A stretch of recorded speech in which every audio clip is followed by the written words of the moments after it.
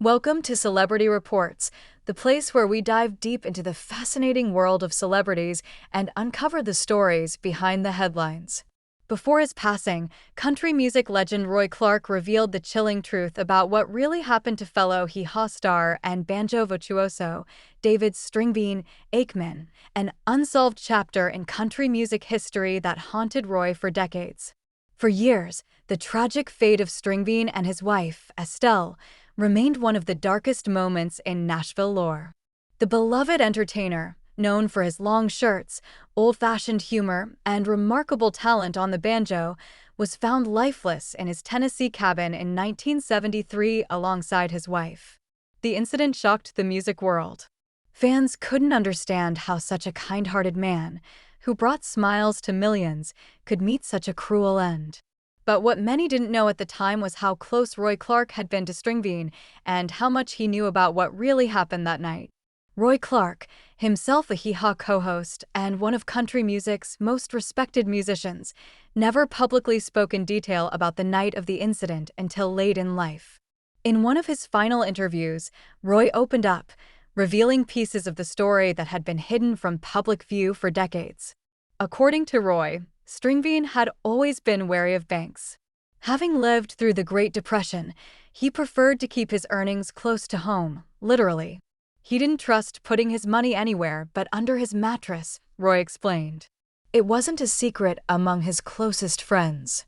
He'd joke about it sometimes, but we all knew he was serious.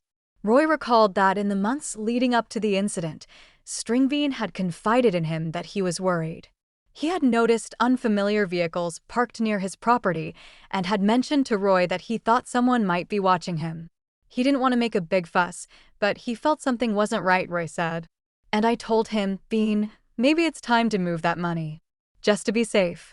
But he was set in his ways. What hurt Roy most, he admitted, was that he wasn't there to help when it mattered most. The night Stringbean and Estelle lost their lives, they had returned home from a performance at the Grand Ole Opry. It was supposed to be a night like any other. But they walked into their cabin and into an ambush. Roy later learned that the perpetrators were young men who had heard rumors about the hidden money and decided to break in, expecting a quick robbery. What followed was an act of senseless violence that shook the entire music community. Roy revealed that after the tragedy, the remaining cast members of Hee Haw were never quite the same. It changed all of us, he said. We had lost more than a friend. We lost a part of what made that show so special. Stringbean was a light, and his loss cast a shadow. Over the years, some justice was served. The individuals responsible were eventually caught and sentenced. But for Roy, closure never fully came. They may have gone to prison, but that doesn't bring back Bean or Estelle, he said. And it doesn't erase the fear we all felt afterward. For a while, we didn't know who we could trust. In his final days, Roy said he wanted fans to remember Stringbean not for the way he died, but for the life he lived. He made people laugh. He played from the heart.